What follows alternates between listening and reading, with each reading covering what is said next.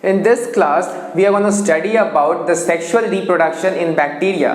As we have already completed our asexual reproduction, so now we are going to start the sexual reproduction or something like sexual reproduction.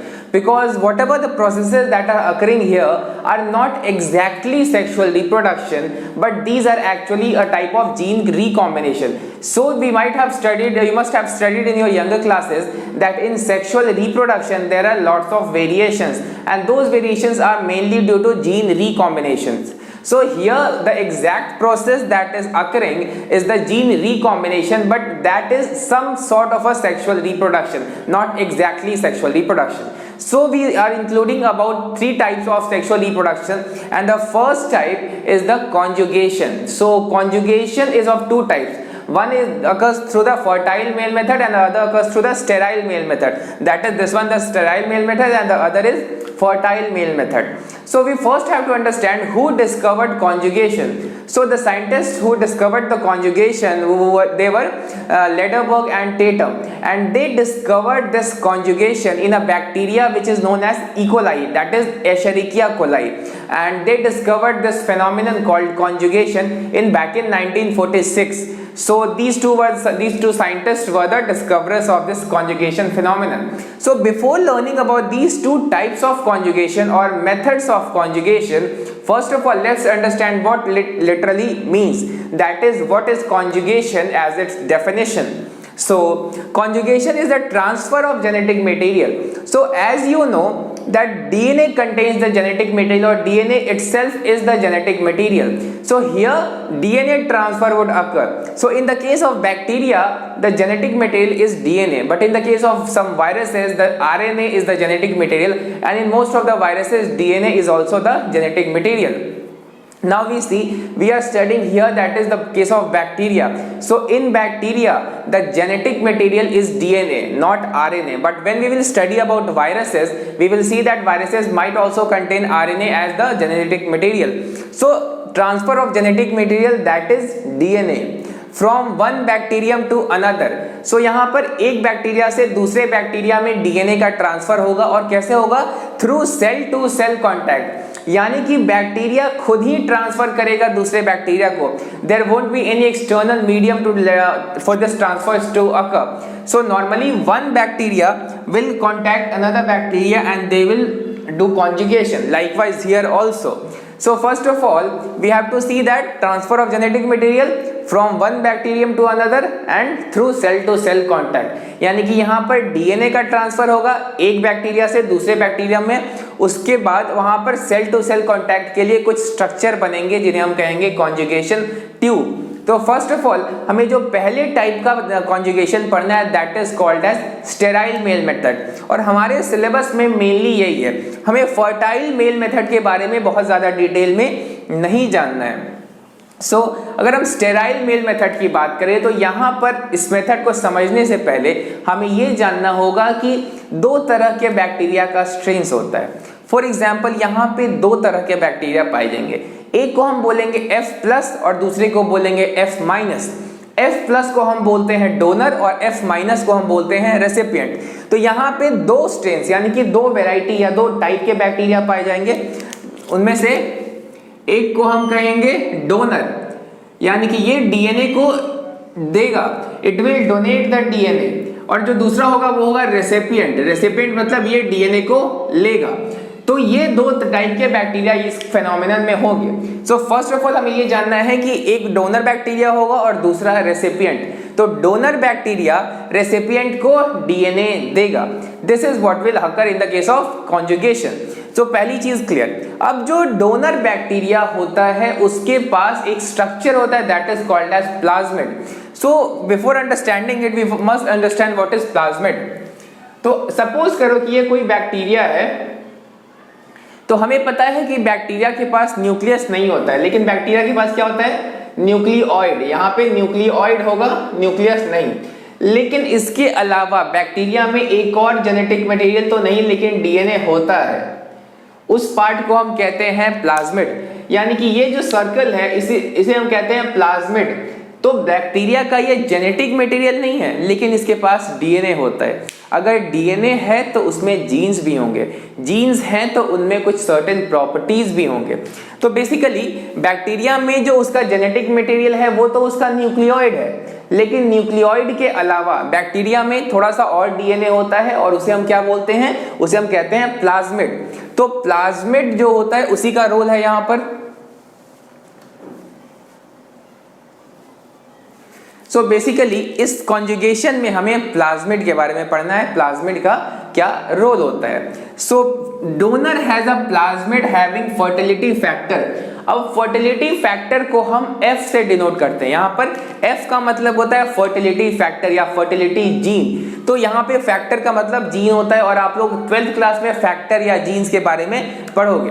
Now यहाँ पर जो इस bacteria के पास plasmid है, that is जो F positive bacteria, हमने F positive को donor का कहते हैं और हम रेसिपिएंट को F माइनस कहते हैं। तो हमारे F पॉजिटिव बैक्टीरिया के पास एक प्लाज्मिड है, ठीक है। नाउ इस प्लाज्मिड के अंदर सर्टेन जीन्स या फैक्टर्स होते हैं, उन्हें हम कहते हैं फर्टिलिटी फैक्टर। तो जिस बैक्टीरिया में फर्टिलिटी फैक्टर वाला प्लाज्मिड होता है उसे हम कहेंगे F positive, that is F positive donor bacteria forms 1 to 4 sex pili, that we will see later। यानी कि यहाँ पे रेसिपिएंट सेल्स में क्या होंगे, F प्लाज्मिड नहीं होंगे।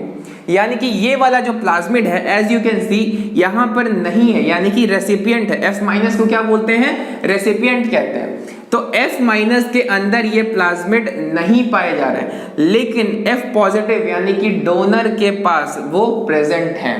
तो उनके अंदर है क्या है, उनके अंदर है फर्टिलिटी फैक्टर। नाउ यहाँ पर क्या होगा कि रेसिपिएंट सेल्स के पास F प्लाज्मिड नहीं होंगे, तो रेसिपिएंट सेल्स को हम बोलेंगे F माइनस।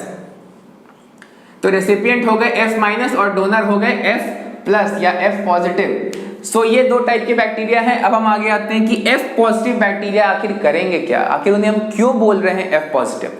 तो F पॉजिटिव बैक्टीरिया जो होते हैं उनमें 1 से 4 सेक्स पिली का फॉर्मेशन होता है। तो बेसिकली आप लोग सेक्स पिली के बारे में पढ़ोगे चैप्टर नंबर 8 में। आप लोगों को चैप्टर नंबर 8 में सेल के बारे में पढ़ना है। सेल में प्रोकैरियोटिक और यूकैरियोटिक सेल को हमें डिटेल में पढ़ना है। वहां पर हम पढ़ेंगे कि ये पिली या पिलस क्या होते हैं। तो बेसिकली पिलस या जो पिली होते हैं ये कॉन्जुगेशन ट्यूब बनाते हैं। तो बेसिकली ये जो पिली है इनका डिटेल हमें पढ़ना है चैप्टर नंबर 8 में, लेकिन इस पिली का जो यूज है वो यहाँ पर पढ़ना है। तो बेसिकली जो F पॉजिटिव बैक्टीरिया है वो क्या करेगा, वो एक ट्यूब बनाएगा या F सेक्स पिली उसे कहते हैं। तो F positive that is donor bacteria forms 1 to 4 sex पिली। तो यहाँ पर आप सेक्स पिली का डायग्राम लेबलिंग देख सकते हो। तो एक बैक्टीरिया के अंदर जरूरी नहीं है कि एक ही सेक्स पिली बनेगा, एक से ज्यादा सेक्स पिली भी बन सकते हैं। तो यहाँ पर ये जो बैक्टीरिया है ये सेक्स पिली बनाया, तो कौन बनाया, पॉजिटिव वाला बनाया, नेगेटिव वाला सेक्स पिली नहीं बनाएगा। तो F positive donor bacteria forms 1 to 4 sex पिली। तो यहाँ पर हमने एक ही सेक्स पिली बनाया, लेकिन एक से ज्यादा भी हो सकते हैं, 1 भी हो सकते हैं, 2 भी हो सकते हैं, 3 भी हो सकते हैं, 4 भी हो सकते हैं। यहाँ हमने एक पिली बनाया है। नाउ उसके बाद हम बात करते हैं कि सेक्स पिली फॉर्म्स कॉन्जुगेशन ट्यूब। तो आप लोग देखो ये जो सेक्स पिली था इसीलिए इस ट्यूब को बनाया है, और जो पॉजिटिव बैक्टीरिया है, डोनर बैक्टीरिया है, वो रेसिपिएंट के साथ किससे जुड़ा है, तो इसी कॉन्जुगेशन ट्यूब से। और ये कॉन्जुगेशन ट्यूब जो है ये कौन बनाया है, उसे सेक्स पिली ने बनाया है। ना यहाँ तक हमें समझना होगा कि जो डोनर बैक्टीरिया है उसने सेक्स पिली बनाया, सेक्स पिली से कॉन्जुगेशन ट्यूब बनाया, और इस कॉन्जुगेशन ट्यूब ने बैक्टीरिया के साथ अटैचमेंट किया। दैट इज जो रेसिपिएंट बैक्टीरिया है उसे जोड़ दिया किससे, उसे F पॉजिटिव बैक्टीरिया यानी कि डोनर बैक्टीरिया के साथ जोड़ दिया। Now donor plasmid replicates and it's copy passes into recipient making it also F positive in the process called sexduction. Now ये जो प्लाज्मिड है हमारे डोनर बैक्टीरिया के पास, वो तो हमने ऊपर ही देखा कि डोनर के पास क्या होता है, F प्लाज्मिड होता है। अब इसके पास F प्लाज्मिड नहीं है, तो अगर ये इसको अपना प्लाज्मिड दे दे तो उसके पास तो बचेगा ही नहीं। यानी कि अगर डोनर बैक्टीरिया अपना प्लाज्मिड इसे दे देगा तो इसके पास तो प्लाज्मिड बचा ही नहीं। तो ये क्या करेगा कि इसका पहले एक कॉपी बना लेगा। तो पहले यहाँ पर एक प्लाज्मिड था, यहाँ पर आप देख सकते हो कि डबल प्लाज्मिड हो गया। उसके अंदर जो रेड वाला सर्कल है वो एक रेप्लिकेटेड हुआ, यानी कि उसका एक जेरोक्स कॉपी बना, या फिर उसका आप कह सकते हैं रेप्लिकेशन हुआ। तो उसे हम बायो में डुप्लीकेशन या रेप्लिकेशन कहते हैं। तो इस प्लाज्मिड का जो कि डोनर बैक्टीरिया में था उसका एक कॉपी बन गया, और एक कॉपी मिल जाएगा जो रेसिपिएंट बैक्टीरिया होगा, और एक कॉपी उसी के पास रह जाएगा। तो अब तो दोनों के पास हो गए ना, यानी कि अब इस बैक्टीरिया के पास भी प्लाज्मिड हो गया, इसके पास भी प्लाज्मिड हो गया, यानी कि दोनों के दोनों क्या हो गए, F पॉजिटिव, यानी कि ये भी F पॉजिटिव हो गया और ये भी F पॉजिटिव, यानी कि इस F पॉजिटिव बैक्टीरिया के प्लाज्मिड का एक कॉपी किसे मिल गया, ये मिल गया हमारे रेसिपिएंट बैक्टीरिया को। रेसिपिएंट को हम कहते हैं F माइनस, तो रेसिपिएंट बैक्टीरिया को बेसिकली हम कहते हैं F minus. Recipient sales do not have F plasmid, that is F minus, यानी कि रेसिपिएंट बैक्टीरिया को हमने क्या कहा है, F माइनस। तो F पॉजिटिव का प्लाज्मिड का एक कॉपी बना, और वो कॉपी मिल गया F माइनस को। किसके थ्रू गया, तो आप देख सकते हैं कि ये जो कॉपी बना था वो प्लाज्मिड जो है उसका कॉपी है वो कॉन्जुगेशन ट्यूब के थ्रू गया है। तो ये डोनर बैक्टीरिया, ये रेसिपिएंट बैक्टीरिया, डोनर से रेसिपिएंट में कॉन्जुगेशन ट्यूब के थ्रू आया है वो प्लाज्मिड, यानी कि यहाँ पर आ गया न्यू प्लाज्मिड, और इसके पास तो पहले से था ही, यानी कि आप देख सकते हो इसके पास तो पहले से ही था। तो इसीलिए अब ये दोनों बैक्टीरिया हो गए F पॉजिटिव, लेकिन ये तो पहले क्या था, ये जो बैक्टीरिया है ये पहले F नेगेटिव था। तो जो रेसिपिएंट बैक्टीरिया है वो F नेगेटिव से हो गया है F पॉजिटिव, यानी कि अब दोनों ही डोनर हो गए। तो अब ये बैक्टीरिया किसी और को डोनेट कर सकता है अपना प्लाज्मिड कॉपी बना के। तो पहले जो डोनर था वो तो डोनर रहेगा, लेकिन जो रेसिपिएंट था वो भी अब डोनर बन गया, यानी कि ये जो बैक्टीरिया है ये भी अब किसी और के साथ कॉन्जुगेशन कर सकता है और अपने प्लाज्मिड का कॉपी उसे दे सकता है। तो F माइनस से F पॉजिटिव का बनना दैट इज कॉल्ड एज सेक्सडक्शन। तो ये जो प्रोसेस हमारे पास हो रहा है that is F minus bacteria जो था वो बन गया F पॉजिटिव,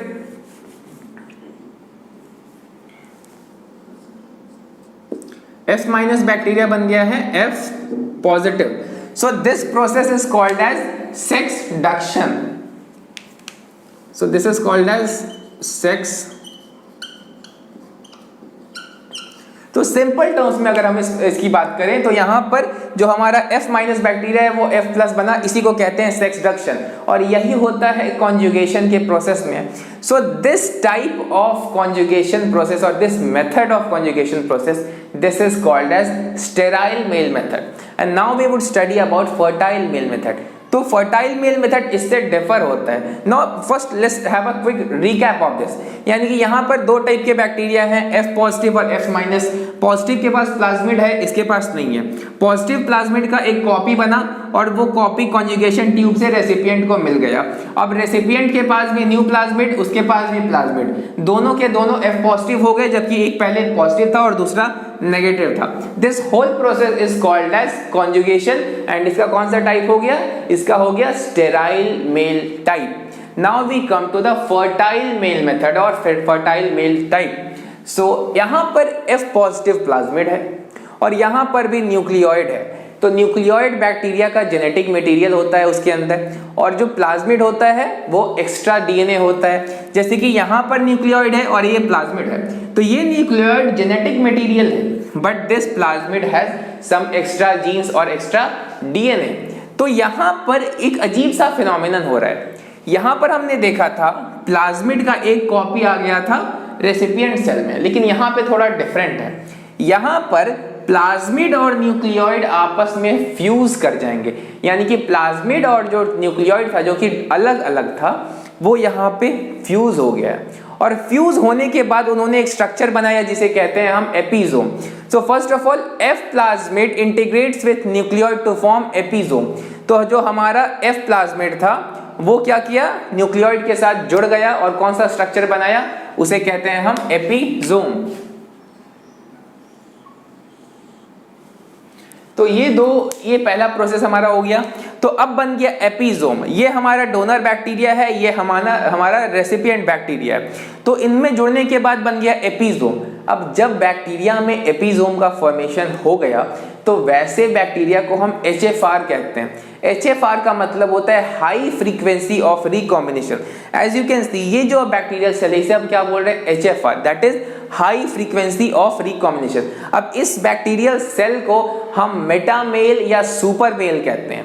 तो यहाँ पर मेटामेल या सुपरमेल जैसी कोई बात नहीं है, लेकिन जब बैक्टीरिया के अंदर HFR हो गया यानी कि हाई फ्रीक्वेंसी ऑफ रिकॉम्बिनेशन, तो यहाँ पर वैसे बैक्टीरिया के सेल को हम बोलते हैं मेटामेल या supermale, that is it changes the donor cell to high frequency of recombination.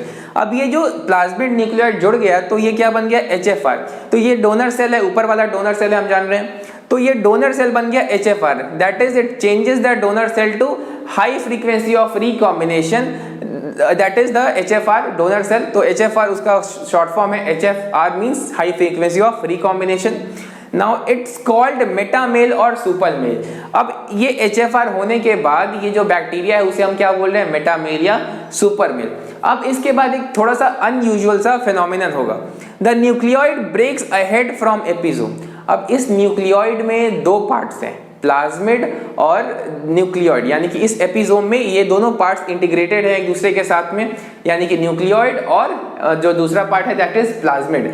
तो न्यूक्लियोइड एपिसोम से टूटेगा और चला जाएगा तो उसका थोड़ा सा पार्ट इसके अंदर, यानी कि एपिसोम में से जो न्यूक्लियोइड है, प्लाज्मिड नहीं, यहाँ पर प्लाज्मिड का ट्रांसफर हुआ था, लेकिन यहाँ पे प्लाज्मिड का ट्रांसफर नहीं हो रहा है। यहाँ पर न्यूक्लियोइड का छोटा सा टुकड़ा जिसमें थोड़े से जीन्स होते हैं, वो कॉन्जुगेशन ट्यूब के थ्रू, यहाँ पे आप समझ सकते हो कि ये भी कॉन्जुगेशन ट्यूब है, जैसे कि ये कॉन्जुगेशन ट्यूब था, ये भी कॉन्जुगेशन ट्यूब है।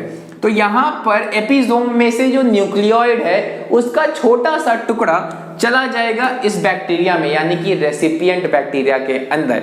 तो इस प्रोसेस को हम कहते हैं ट्रांसफर ऑफ डीएनए या फिर ट्रांसफर ऑफ HFR DNA, या फिर इसे हम क्या और भी कह सकते हैं कि ये जो पार्ट ट्रांसफर हुआ है, यानी कि डोनर सेल के न्यूक्लियोइड का जो पार्ट रेसिपिएंट सेल में गया उसे हम कहते हैं एक्सोजीनोट, यानी कि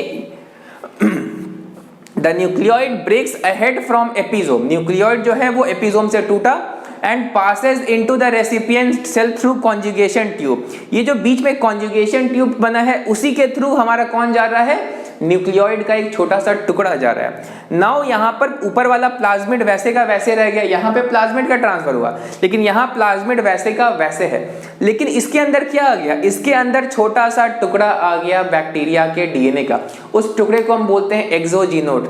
अ few genes of donor gets transfer to the exogenote called exogenote. Donor हमारा ऊपर वाला था, इसका न्यूक्लियोइड का टुकड़ा नीचे गया, तो उस टुकड़े को हमने एक नया नाम दिया है, दैट इज कॉल्ड एज एक्सोजीनोट। यानी कि ये जो पार्ट ट्रांसफर हो रहा है इसे कहते हैं एक्सोजीनोट। अब ये जो एक्सोजीनोट है बैक्टीरिया के न्यूक्लियोइड से जुड़ गया है, ये बहुत इंपॉर्टेंट प्रोसेस है। ये जो एक्सोजीनोट आया था नीचे इस रेसिपिएंट में, वो एक्सोजीनोट कहाँ जुड़ गया, हमारे न्यूक्लियोइड के साथ, यानी कि रेसिपिएंट में तो न्यूक्लियोइड पहले से था ना, न्यूक्लियोइड तो बैक्टीरिया में होंगे ही चाहे प्लाज्मिड हो या ना हो, तो इसके न्यूक्लियोइड के साथ ऊपर वाले बैक्टीरिया का एक्सोजीनोट जुड़ गया, यानी कि यहाँ पर जो न्यू जीन्स है वो बेसिकली क्या है, एक्सोजीनोट।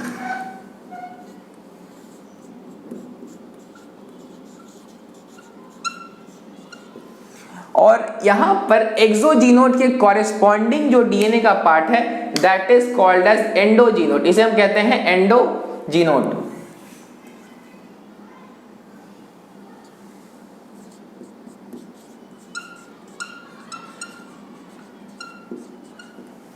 अब यहां पर एक्सोजीनोट और एंडोजीनोट को समझने की जरूरत है।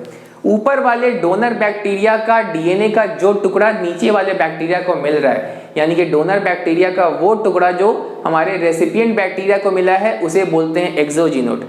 लेकिन इस बैक्टीरिया के पास भी तो अपना डीएनए होगा, तो इसी एक्सोजीनोट वाले जीन्स के कॉरेस्पॉन्डिंग भी, यानी कि उसके इक्विवेलेंट या उसके जैसे या उससे सिमिलर जीन्स जो होंगे, यानी कि इस बैक्टीरिया में भी होंगे, तो ऊपर का जो डीएनए का एक्सोजीनोट आया है उसी के जैसा इसके पास भी तो अपना डीएनए होगा ना, तो उस डीएनए को हम बोलते हैं एंडोजीनोट। तो जब बाहर वाला डीएनए आ जाता है तो एक्सोजीनोट यहाँ पर आ गया। उसके बाद एंडोजीनोट या तो परसिस्ट करेगा या तो डीजेनरेट कर जाएगा, that is corresponding segment of recipient is called as endogenote. तो ऊपर से जो आया एक्सोजीनोट, अंदर में उसी के जैसा पहले से एक डीएनए है, उसे बोलते हैं एंडोजीनोट।